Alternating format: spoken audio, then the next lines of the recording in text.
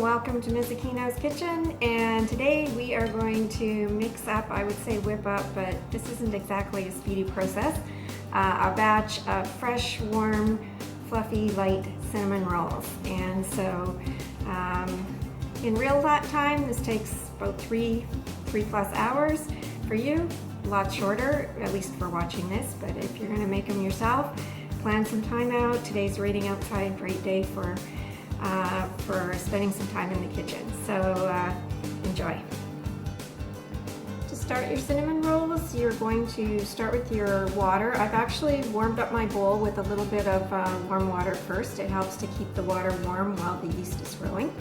And so I've got 185 mils of warm water. And how do you know it's the right temperature? Baby bottle check. On your wrist, it should feel comfortable. If it's too hot, it's going to kill your yeast, and that is not good. If it's too cool, yeast will still grow, but it takes a lot longer. So this time sometimes you want that, but we're gonna do a little faster. So I'm adding to this about 10 mils of yeast. I'm using a little less than the recipe because I'm using instant yeast rather than the active dry, and it's a little more concentrated. So follow your recipe depending on which type you're using. And then I've added about 10 mils of sugar, and that's going to give our yeast some food so that it can start growing. And then we're going to let this sit for 10 minutes.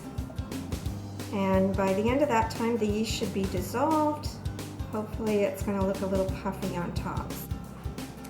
So it's been about 10 minutes now, and you can see how it looks foamy on the top, and that's exactly what you want. That tells you your yeast is alive and that it's growing and that it's dissolved.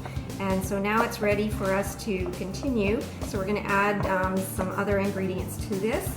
So we're putting in 185 mils of lukewarm milk, and I heated this up in the microwave for about 30 seconds just to warm it. You don't want it hot. Again, you can still kill your yeast. But you don't want it super cold either. And then we have 185 mils of sugar, 5 mils of salt. Really important in a yeast dough to measure your salt because it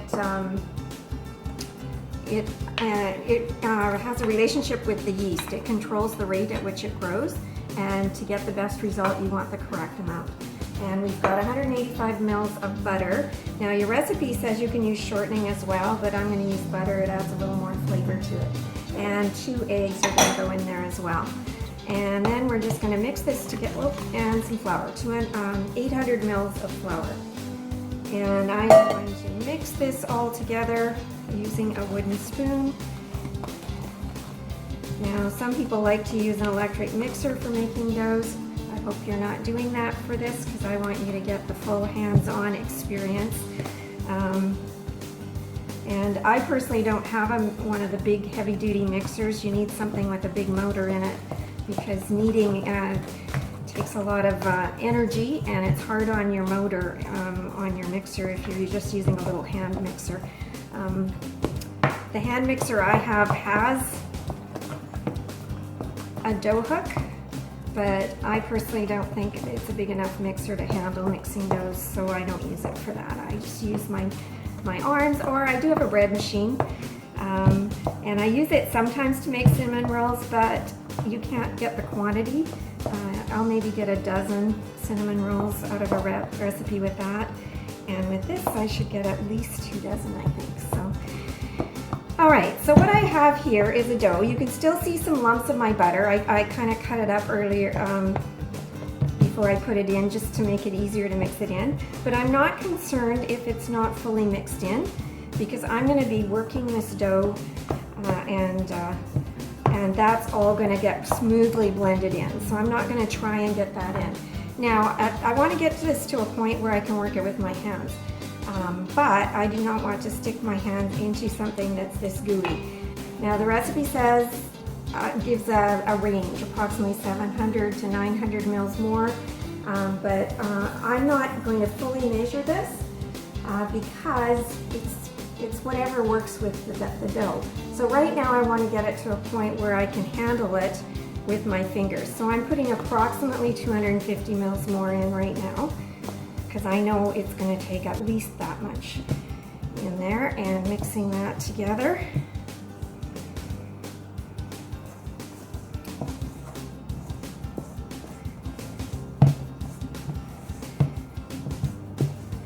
And I don't even fully have to mix that to know that I want a little more before I start sticking my hands in there. So I'm going to do about 125 mils more.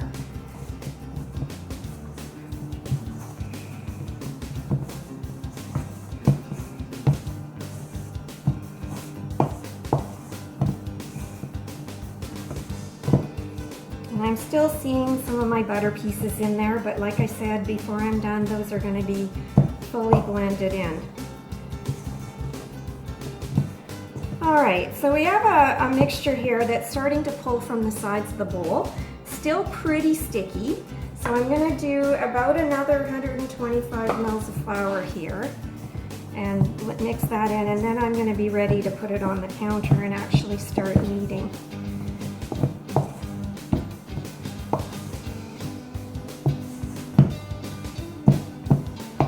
Yeah, so I want to start working this now with my hands.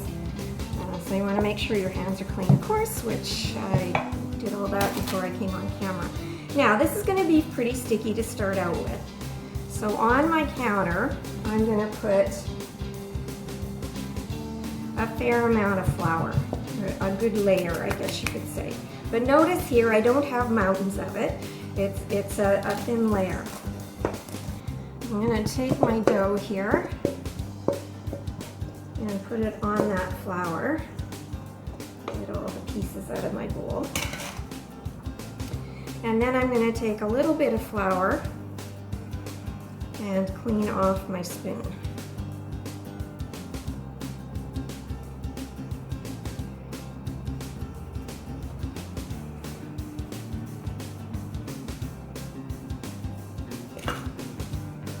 And then we're going to start working with this dough. Now, there is a technique to kneading, but in the end, it really doesn't matter how good your technique is as long as you work the dough. So I'm going to show you a technique here that I use, and then but when I do it, it's a lot faster. So basically, you've got your dough, you kind of flatten it out a little bit, you take the back side, pull it over on the front, fold it in half, and then you push it with the heel of your hand away from you. And that's a little sticky there. And then you give it about a quarter turn and you repeat the process, and a quarter turn and so on. Now what you're going to see, and this is still pretty sticky, so I'm flouring it fairly liberally right now. What you're going to see with me is that I'm not quite so precise when I actually get kneading. I do all those steps, but I do them kind of all at once. So I do the fold, but when I push it to the side, and so it's not a separate turn. It all happens as I'm working my dough. And this kneading step is super important. In a yeast bread, you want to get that gluten in the flour, the protein in the flour, developed into long elastic strands, and that's going to create the structure that's going to hold the gas produced by the yeast as it continues to grow. And that yeast is going to keep growing up until we stick it in the oven, and eventually the heat in the oven is going to kill it. But up until that point, we want it to grow as much as possible. Lots of carbon dioxide bubbles inside this dough, pushing on that gluten strand and stretching it and creating that light, fluffy, beautiful texture that we associate with the cinnamon roll. So now, how long do you knead it? It's going to take a little while. You see different things. I was looking on the internet. One video I saw said 8 minutes. Another one I saw said 12 minutes. I think another one said 15. And basically I say until it's right. And so I'm going to show you some things to look for when it's closer to being right. It's still a ways away. And you can see I'm still using flour, but look, this is much less flour than when I started out. Super important that you do not put too much flour in, because that's going to make your cinnamon rolls heavy. And if they're heavy, they're not going to rise as much as they would either. So important that you don't use too much flour at this step while you're working with your dough. Now, can you knead it too much? I watched another video on that actually, because I was interested in what the the chef had to say about that. And he did an experiment, and he needed, I think he was the one that said 15 minutes was what he suggested. So he did the 15 minutes with part of his dough, and then the rest of it, he kept kneading and kneading, and he'd stop periodically and show us what it was like. And of course the video wasn't an hour and a half long, but that was how long he kneaded his dough. And he said after an hour and a half, the dough was not significantly different than the piece that he did 15 minutes on. So you really can't over knead it. The only thing that could happen if you're not careful, if you keep adding flour while you're kneading after an hour and a half, you would definitely have too much flour in your dough.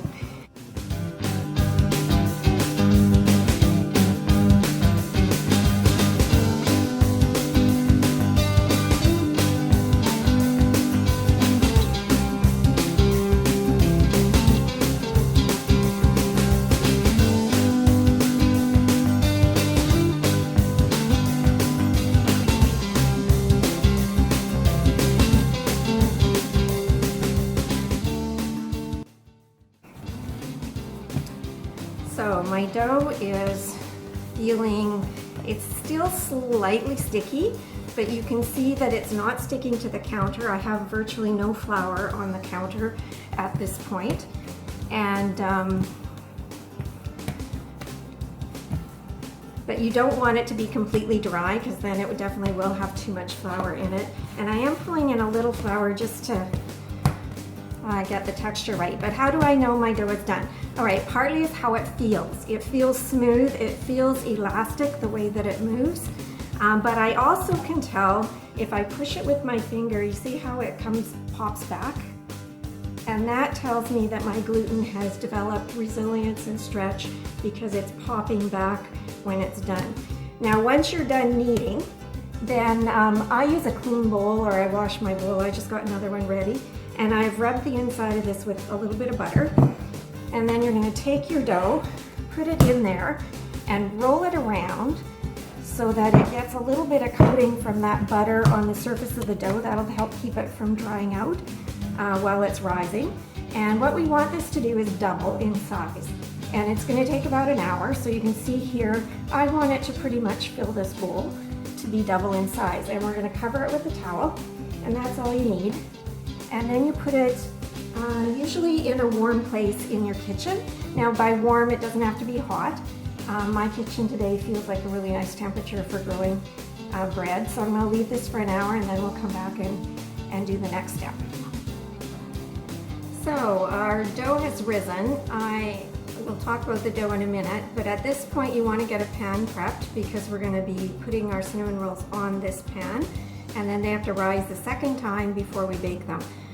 So I have here parchment, but if you don't have parchment, you can spray with cooking spray or rub it with a little bit of oil, just something so that the cinnamon buns aren't going to stick to it. So that's all ready to go. And then we have my dough. Now, I've actually let this rise for an hour and a half. I originally planned for an hour, but it didn't really look like it had risen very much to me.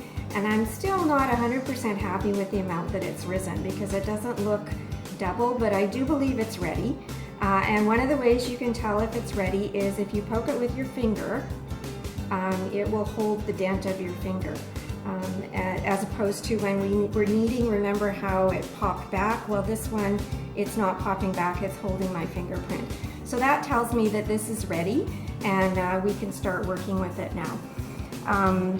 So the first thing you're going to do is, we call it punching down. And what this dough has a bunch of gas in it, and we want to, and it'll have some big air bubbles and things like that, and we don't want that in our cinnamon buns. We want a smoother texture. So we're going to punch it down, and it's exactly what it says. You just take your fist, put it in the middle of the dough, and give it a punch. And then we're going to pull this in on itself, and I'm actually going to put it on my counter. And we're going to knead this for about a minute. And it might still be slightly sticky, tiny bit of flour. And then I'm just going to knead this, and that's going to even out the texture on the dough. It'll break any of the larger air bubbles in it, and it'll give it a more even texture when we finish up our cinnamon buns and shape them. So like I said, it didn't rise as much as I wanted, but it does feel good. So we'll see how they turn out at the end. I did adjust the amount of yeast in this recipe. This dough, normally we make it at school, and because of time we have to let it rise in the fridge. So this is a refrigerator dough, and refrigerator doughs typically have more yeast in them than a regular dough because they have to rise longer at a lower temperature. And so because I'm letting it rise at room temperature, I reduced the amount of yeast, and I maybe reduced it too much. So I'm going to see the final product, and I will adjust the recipe if it's not right. So make sure you look at the recipe and don't just go by what I said earlier on the video, because I may change that amount before you make these when you have your assignment for class. So my dough is ready. Now there's quite a bit of dough here, and so I don't want to work with this whole piece all at once, and I'm going to use half of it at a time. This is actually 4 times the amount of dough we would normally make in class. And that's partly if you're going to make dough at home, you might as well have cinnamon buns, you know, for more than one day. In class, we have to think about time, and we also have to think about budgets. And so we have reduced quantities of everything that we do. But this is more like what I would make if I was going to make cinnamon rolls for my family, because I want them, you know, to be more than just, you know, 10 cinnamon rolls or something like that. I want to have quite a bit. So again, so with this, I want to roll it out into a rectangular shape. So I'm just kind of patting it into a rectangle to start out with. And then I am going to start rolling this. Now this is a yeast dough, so it's very elastic. And you can tell when I start rolling, it's snapping back. It doesn't want to hold that position. Now you can use a bit of flour on your counter, but this dough has because it's a sweet dough, it has more sugar and fat in it, and it's not as sticky. And actually sticking to the counter just a little bit helps with it not snapping back so much when I roll it. But basically you just want to be persistent. This is going to keep trying to snap back and make its own shape, and I'm just going to keep working with it until I make it do what I want it to do. And so I'm rolling it until it's approximately 6 millimeters thick, maybe 5 or 6 millimeters thick, and size-wise, I would say 45 centimeters long and about 30 centimeters wide. And again, that's an approximation, so about 45 by 30, and on a rectangular shape. And you can see it's not perfect, but it's pretty close to a rectangular shape. So now I'm ready to prep this for the topping. So the first thing we need to do is put some butter on here, and that's going to give it flavor, and it is also going to help your sugar stick to it. So I've got here about 40 mils of butter melted in the microwave, and I'm using a brush, and I'm going to brush this onto my dough. Now I'm going to leave a strip right at the side here with no butter on it, and I'm going to do the same on the opposite side. So I'm going to have a strip just along here with no butter on it. I do take it right out to the edge on the 2 sides, but on the long sides I want 2 little narrow strips there that don't have any butter on them. Now if you don't have a brush like this, I sometimes when I make mine, I just soften the butter. I don't completely melt it, and then I spread it on with a knife. You just want to do quite a thin layer if you're going to do it that way. But that works as well.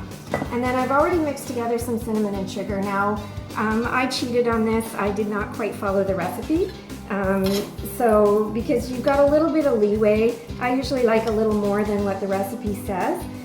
But you don't want to get too much, because if you overdo it, basically all it does is it melts and it runs out onto your cookie sheet, and it's not in there anyway. But I like to have a nice layer covering the whole thing, and I'm looking at how much I'm using, And for my second piece of dough, I'm probably going to have to mix up some more because this looks like I'm going to use all of it just for this one right here. Now again, you can see that along these long edges, I'm not going right out to the edge. I'm basically putting this where I put the butter.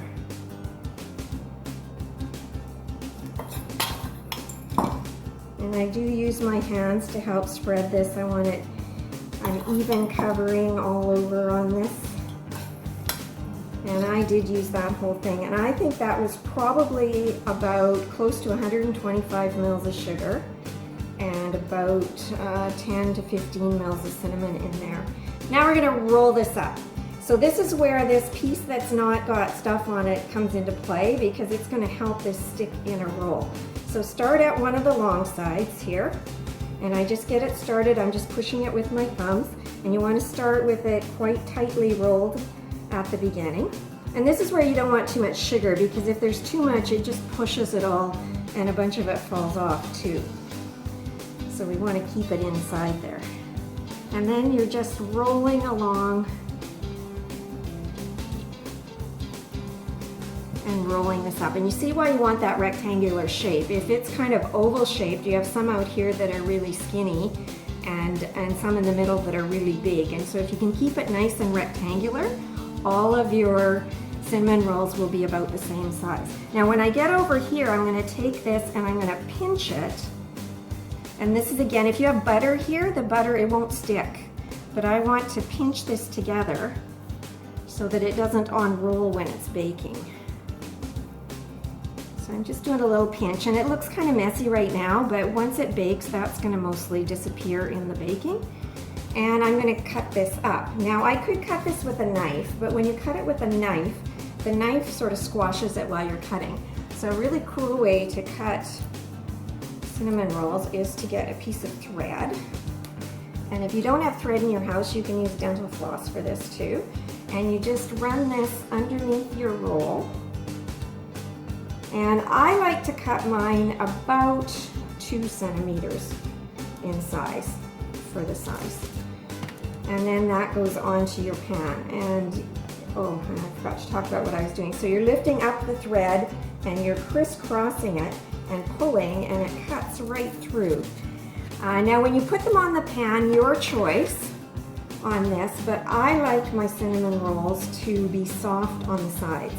So when I put them on the pan, I put them about 1 centimeter apart because I want them to grow together and have soft sides on them. Now if you prefer cinnamon rolls to be a little bit crispier all the way around, you would need to put these further apart.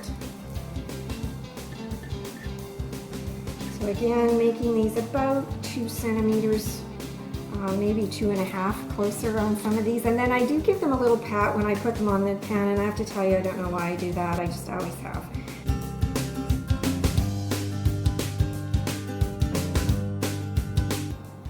And then again, I'm going to cover this with a towel just like I did with the dough before, and I'm going to be letting this to rise for approximately an hour before I bake them. So our cinnamon rolls have been rising for about an hour, and they have definitely risen, and they will rise a little bit more in the oven.